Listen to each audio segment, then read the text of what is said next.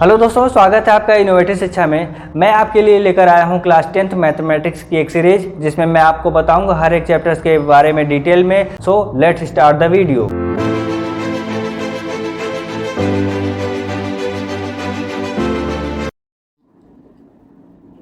Hello friends, स्वागत है आपका इनोवेटिव शिक्षा में। आज की इस वीडियो में हम कंटिन्यू करने वाले हैं class 10th mathematics chapter 3 pair of linear equation in two variable को।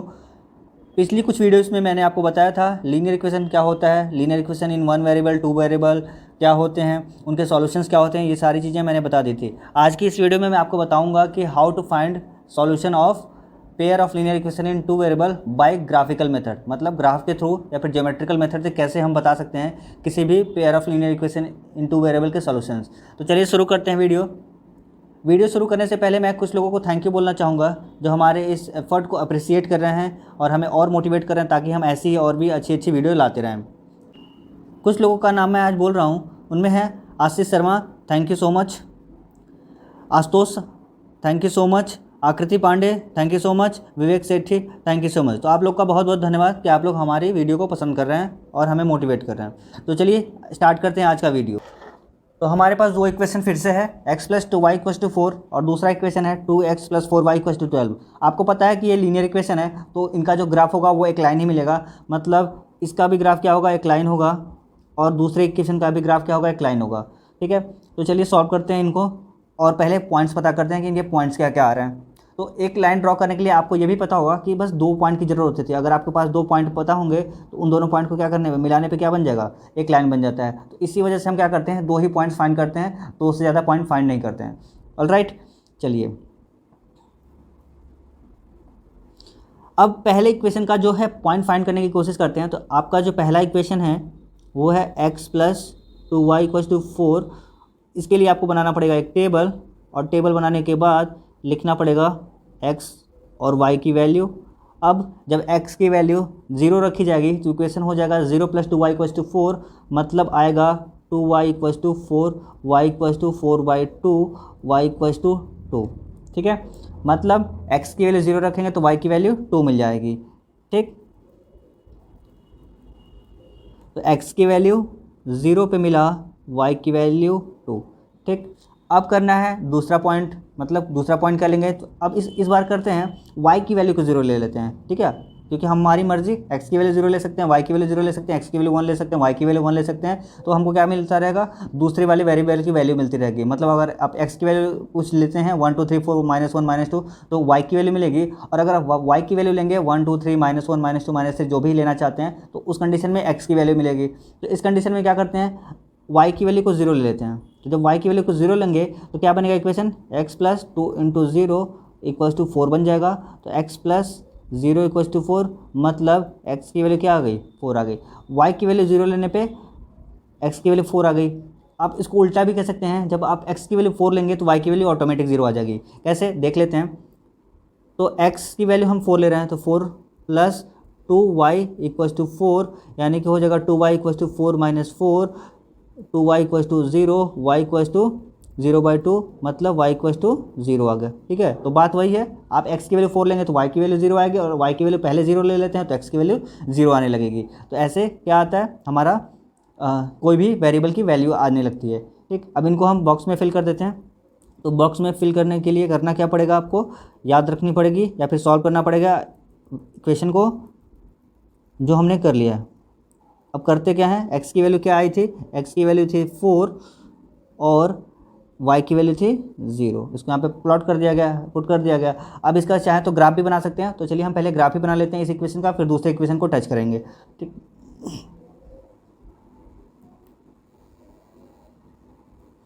तो इसको बनाने के लिए आपको फिर से वही काम करना पड़ेगा। कार्टेशियन प्रोडक्ट में या फिर एक प्लेन में आपको कार्टेशियन प्लेन बनाना पड़ेगा। तो ये कार्टेशियन प्लेन मैं यहाँ पे ऐसे बना देता हूँ। ये x एक्सिस है आपका और ये y एक्सिस है।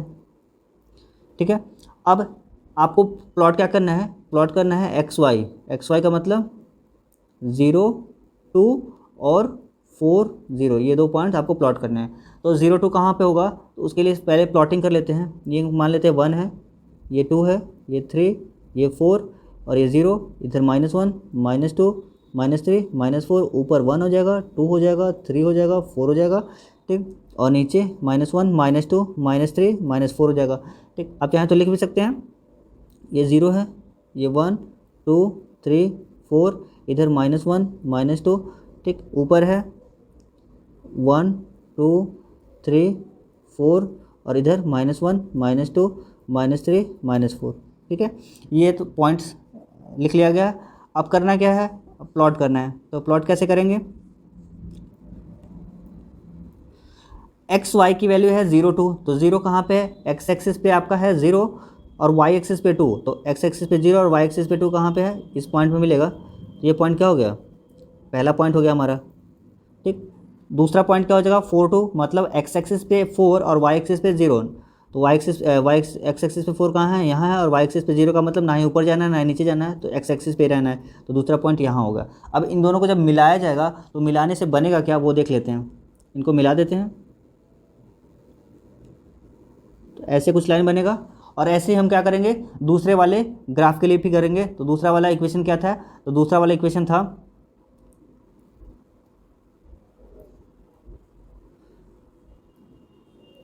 दूसरा इक्वेशन था 2x + 4y = 12।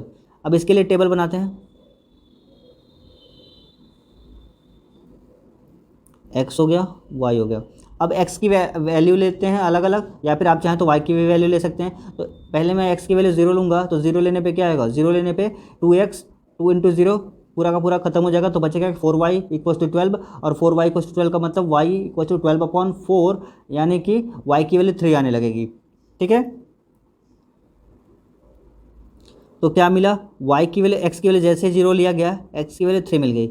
अब उल्टा करते हैं, अब y की वैल्यू 0 लेते हैं, तो जब y की वैल्यू 0 ली जाएगी तो आएगा कितना, 2x + 4 × 0 = 12, यानी कि 2x = 12, x = 6 आएगा, ठीक। तो y की वैल्यू जब 0 ली गई तो क्या आया, x की वैल्यू 6 आ गया, ठीक है। अब इसको प्लॉट करते हैं, मतलब आपको प्लॉट क्या करना पड़ेगा, 0 3 प्लॉट करना पड़ेगा और 6 0 प्लॉट करना पड़ेगा। तो पहले 0 3 प्लॉट करते हैं। तो 0 3 प्लॉट करने के लिए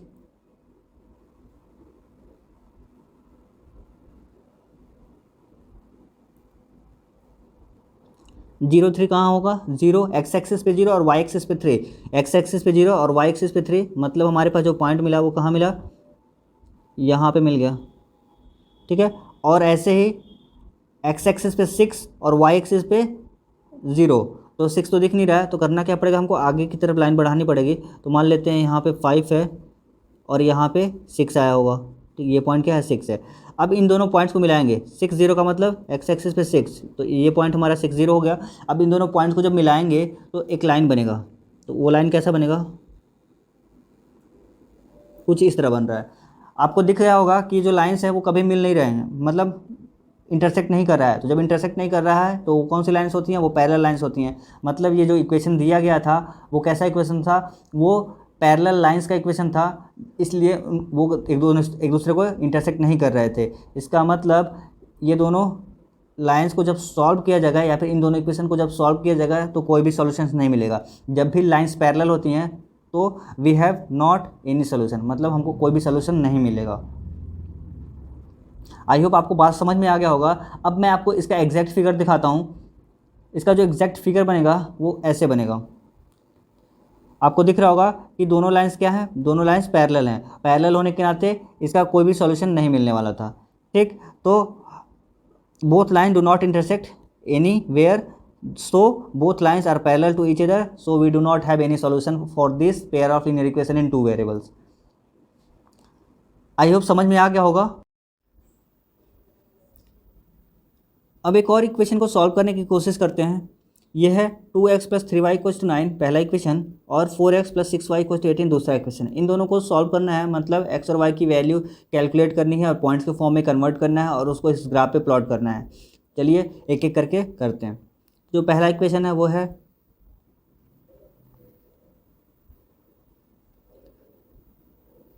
2x + 3y = 9। इसके लिए आपको करना क्या है, एक टेबल बनाना है और यहाँ पे x और y की वैल्यू लिखनी है। अब करना क्या है, x की वैल्यू ज़ीरो लेते हैं, एक्स की वैल्यू ज़ीरो लेंगे तो ये 2x वाला टर्म पूरा खत्म हो जाएगा, बचेगा 3y इक्वल्स टू 9 और फिर आंसर क्या आएगा 3y इक्वल्स टू 9 से y इक्वल्स टू 3 आएगा। ठीक, तो जो पॉइंट मिला वो क्या मिला, वो मिला 0 पे 3। ठीक है, अब जब y की वैल्यू 0 लेंगे तो कितना आएगा, y की वैल्यू 0 लेने पे y वाला टर्म खत्म हो जाएगा, बचेगा क्या 2x इक्वल्स टू 9 और x इक्वल्स टू 9/2 और 9/2 का मतलब होता है 4.5। ठीक है, तो x की वैल्यू y की वैल्यू 0 लेने पे मिला x की वैल्यू 4.5। तो x की वैल्यू 4.5 मिला, और कब मिला, जब y की वैल्यू को 0 लिया गया। तो यहाँ से हमको एक पॉइंट मिल गया क्या, xy 0.3 और 4.5, 0, ये दो पॉइंट्स मिल गए। ठीक है, अब इन दोनों की प्लॉटिंग कर लेते हैं। प्लॉटिंग करने के लिए आपको वही काम करना है, इस ग्राफ पेपर पे आपको एक्स एक्सिस और वाई एक्सिस डिनोट करना है। तो मान लीजिए एक्स एक्सिस ये रहा और वाई एक्सिस यहाँ पे है, एक्स एक्सिस वाई एक्सिस,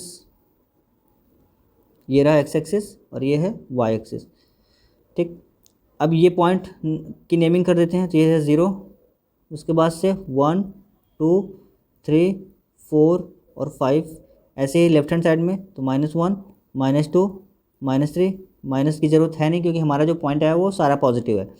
ऐसे ऊपर 1 2 3 4 और चलिए एक और कर लेते हैं 5। ऐसे नेगेटिव साइड में भी कर सकते हैं, तो -1 -2 -3 -4, ये हमारा टेबल बन गया।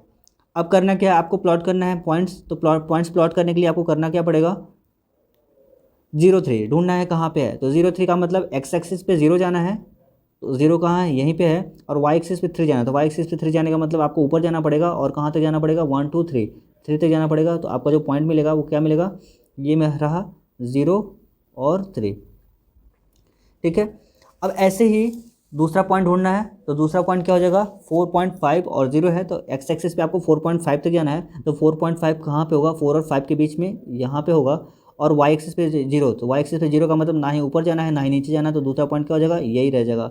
अब इनको मिलाएंगे, ये पॉइंट क्या हो गया 4.5, 0, इन दोनों को मिलाएंगे तो एक लाइन बनेगा। तो चलिए मिलाते हैं, ये एक लाइन बन गया। ठीक, अब ऐसे आपको करना क्या है, दूसरे इक्वेशन के लिए भी सॉल्व करना है और उनका पॉइंट फाइंड करना है। तो चलिए दूसरे इक्वेशन का भी ऐसे ही फाइंड करते हैं।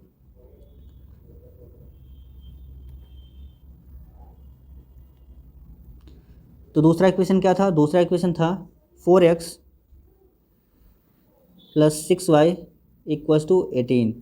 इनको सॉल्व करने पे क्या मिलेगा, चलिए देख लेते हैं। ये रहा x, ये रहा y। x की वैल्यू मान लेते हैं 0 लेते हैं, x की वैल्यू 0 लेने पे 4x वाला टर्म खत्म हो जाएगा, बचेगा 6y = 18, और 6y = 18 को जब y 6 से डिवाइड करेंगे हर एक साइड को, तो कितना आएगा, 6 से 6 कैंसिल होगा, 6y/6 और 18/6, 6 3 जा और 6 से 6 कैंसिल, y = 3 आ जाएगा। या फिर आपको ऐसे समझ ना आया हो तो आप डायरेक्टली ये भी कर सकते हैं, जैसे ही y की वैल्यू 0 हुई, x की वैल्यू 0 हुई, तो 4x का खत्म हो गया क्योंकि वो 0 हो गया, तो बचा गया क्या, 6y = 18 बचेगा, और वहाँ से y = 18/6 हो जाएगा, और y की वैल्यू कितनी आएगी, 3 आएगी। यहाँ से y की वैल्यू 3 होगी। ठीक है, तो x की वैल्यू 0 पे y की वैल्यू 3 आ गई।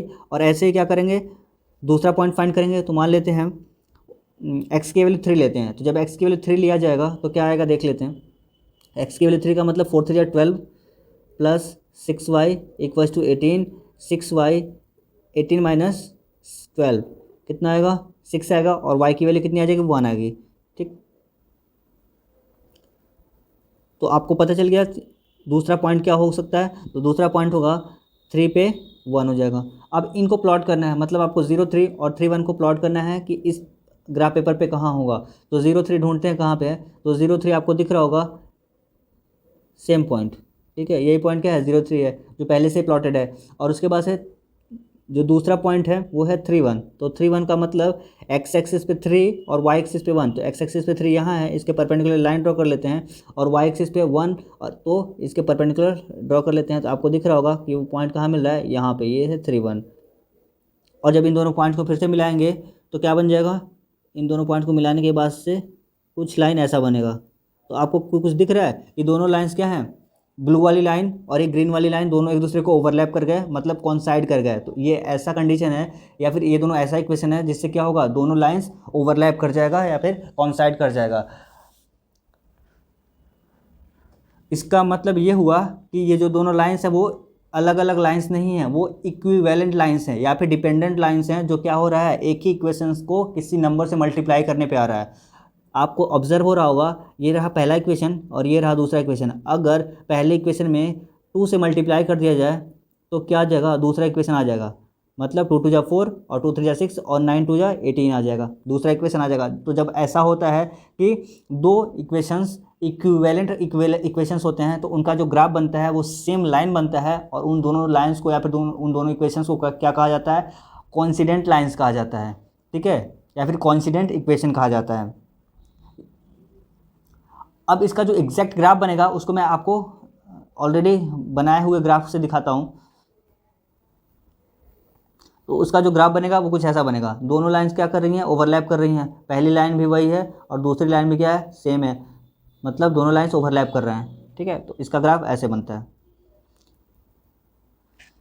आई होप समझ में आ गया होगा आपको। ना समझ में आया तो आप फिर से कमेंट कर सकते हैं, मैं फिर से बताने की कोशिश करूँगा।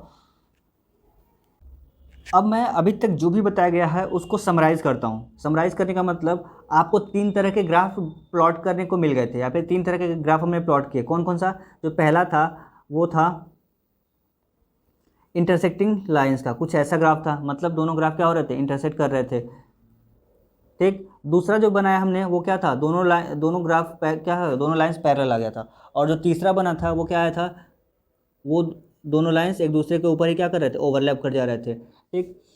तो अगर इंटरसेक्ट कर रहा होगा, और कितने पॉइंट्स पे इंटरसेक्ट कर रहा है, 1 पॉइंट पे, ठीक है। तो 1 कॉमन पॉइंट है यहाँ पे। जब एक कॉमन पॉइंट होगा तो उस कंडीशन में हमको क्या मिलेगा, 1 सॉल्यूशन मिलेगा। और 1 सॉल्यूशन जब भी मिलता है तो उसको क्या कहते हैं, हम मैथमेटिकली यूनिक सॉल्यूशन कहते हैं, ठीक है। तो जब भी दो लाइंस इंटरसेक्ट करेगा, ये इंटरसेक्टिंग का केस है, तो इंटरसेक्ट करने पे एक कॉमन पॉइंट मिलेगा, और एक कॉमन पॉइंट मिलता है तो एक सॉल्यूशन मिलेगा उन दोनों लीनियर इक्वेशन इन 2 वेरिएबल्स का, और साथ में उसको क्या कहेंगे, अब 1 सॉल्यूशन ना कह के स्पेशल नाम है यूनिक सॉल्यूशन के कहेंगे, ठीक है। आपसे अगर पूछेगा कि यूनिक सॉल्यूशन की कंडीशन बताओ कि उन दोनों लाइन में क्या रिलेशन हो सकता है, तो आपको सीधा ये बताना होगा कि इंटरसेक्शन का रिलेशन होगा, या फिर वो दोनों लाइन्स क्या कर रहे होंगे, एक दूसरे को इंटरसेक्ट कर रहे होंगे। अब जो दूसरा केस है वो है पैरेलल लाइन का। पैरेलल लाइन का मतलब, इसमें आपको क्या मिला था, कोई भी कॉमन पॉइंट नहीं मिल रहा है, ठीक है, कोई भी कॉमन पॉइंट नहीं मिल रहा है, मतलब ये लाइन का इक्वेशन कहीं और जा रहा है और ये लाइन का ग्राफ कहीं और जा रहा है, पैरेलल है, इसका मतलब नो कॉमन पॉइंट, कोई भी कॉमन पॉइंट नहीं है, कोई भी कॉमन पॉइंट नहीं है, इसका मतलब नो सॉल्यूशन होगा इसका। तो जब भी लाइंस पैरेलल होंगी उस कंडीशन में क्या मिलेगा आपको, कोई भी सॉल्यूशन नहीं मिलेगा, या फिर सॉल्यूशन एग्जिस्ट ही नहीं करेगा, ठीक। तीसरा जो कंडीशन है वो है, दोनों लाइंस क्या आ जा रहे हैं, एक दूसरे के ऊपर आ जा रहे हैं। तो जब दो लाइंस एक दूसरे के ऊपर आएंगे तो यहाँ से आपको infinite number of common points मिलेंगे, ठीक है, infinite number of common points मिलने वाले हैं। ये देखिए, infinite number of common points मिलेंगे, तो इस कंडीशन में क्या होगा, इनफाइनाइट कॉमन पॉइंट्स मिलेंगे, और इनफाइनाइट कॉमन पॉइंट्स मिलेंगे तो जो हमारा सॉल्यूशन होगा वो क्या होगा, इनफाइनाइट सॉल्यूशन होगा। और जब इनफाइनाइट सॉल्यूशन होता है तो हम कितना फाइंड कर सकते हैं, नहीं फाइंड कर सकते, इसलिए हम तब क्या करेंगे, सॉल्यूशन फाइंड करने की कोशिश नहीं करेंगे, या फिर करेंगे भी तो 1 2 करके छोड़ देंगे, क्योंकि इनफाइनाइट सॉल्यूशन से तो कितने पॉइंट्स फाइंड कर सकते हैं, बहुत सारे पॉइंट फाइंड कर सकते हैं, और सबको फाइंड करना ईजी भी नहीं है। इस वजह से क्या करेंगे, इनफाइनाइट सॉल्यूशन के केस में अगर पूछेगा तो 1 या 2 सॉल्यूशन फाइंड करेंगे, बाकी हम छोड़ देंगे। तो ये रहा समरी आज के इस टॉपिक का। तो आज की वीडियो अगर पसंद आई हो तो लाइक कीजिएगा, कोई डाउट है या फिर वीडियो अच्छी लगी है, आप कुछ कहना चाहते हैं तो कमेंट कर सकते हैं, अपने दोस्तों के साथ शेयर कर सकते हैं ताकि उनको भी इस वीडियो को देख के बेनिफिट मिल सके, और सब्सक्राइब भी कर लीजिएगा। तो thanks for watching the video.